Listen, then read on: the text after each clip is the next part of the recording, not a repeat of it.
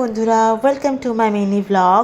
আজকে আমি তোমাদের জন্য একটা নতুন রেসিপি নিয়ে এসেছি, ধনিয়া চিকেন। তো চিকেনটাকে প্রথমেই আমরা ভালো করে ম্যারিনেট করে নিয়েছিলাম নুন আর হলুদ দিয়ে। তারপর সেটাকে 15 মিনিট রেস্টে রেখে দেবো। রেস্টে রেখে দেওয়ার পর আমরা ইনগ্রেডিয়েন্টসগুলো কেটে নিয়েছিলাম। পেঁয়াজ কুচি, আলু, টমেটো, আদা, রসুন, কাঁচা লঙ্কা, পাতিলেবু, ধনেটাকে ভিজিয়ে পেস্ট করে নেব। তারপর কাজুটাকেও গরম জলে ভিজিয়ে রেখেছিলাম যাতে পেস্টটা খুব একটু স্মুথ হয়। সেই জন্য এই দেখো কাজুটাকেও আমরা স্মুথ করে একটা পেস্ট করে নিয়েছিলাম।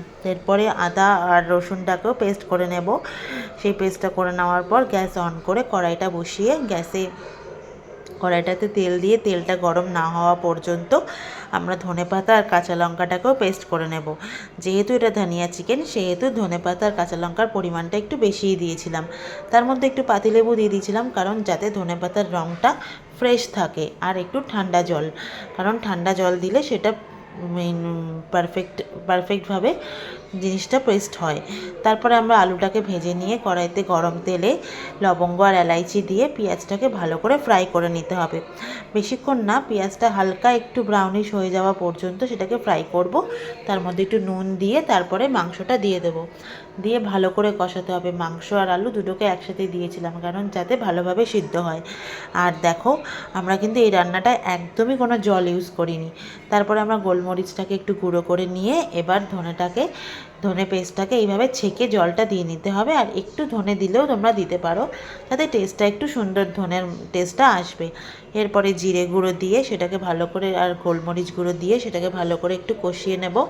কষিয়ে সেটাকে ঢাকা দিয়ে দেবো যতক্ষণ না জল বেরোয়। দেখো রান্নাটা থেকে কতটা জল বেরিয়েছে চিকেনটা থেকে। তো তারপরে আমরা কাজু পেস্টটা দিয়ে সেটাকে আরেকটু ভালো করে কষাতে হবে মিডিয়াম লো স্টিমে, কারণ হাই স্টিমে দিলে সেটা কাজুটা কড়াইতে লেগে যেতে পারে। তো সেই জন্য তারপরে আমরা গরম জল ইউজ করব, কোনো ঠান্ডা জল নয়, অল্প গরম জল দেব। কারণ কি রান্নাটায় জল দিতেই নেই, তাও আমি একটু কষানোর জন্য জল দিয়েছিলাম। আর জল দিলে টেস্টটা একটু এদিক ওদিক হয়ে যেতে পারে। এরপরে ধনে কাঁচা লঙ্কার পেস্টটা দিয়ে দেখো কালারটা এই রকম এসেছিল। আর নামানোর আগে একটু বিট নুন ছিটিয়ে দিয়েছিলাম, তাতে টেস্টটা আমার একটু বরাবর সমান হয়ে যেতে পারে। এরপর দেখো গ্রেভির কালারটা দারুণ এসেছিল।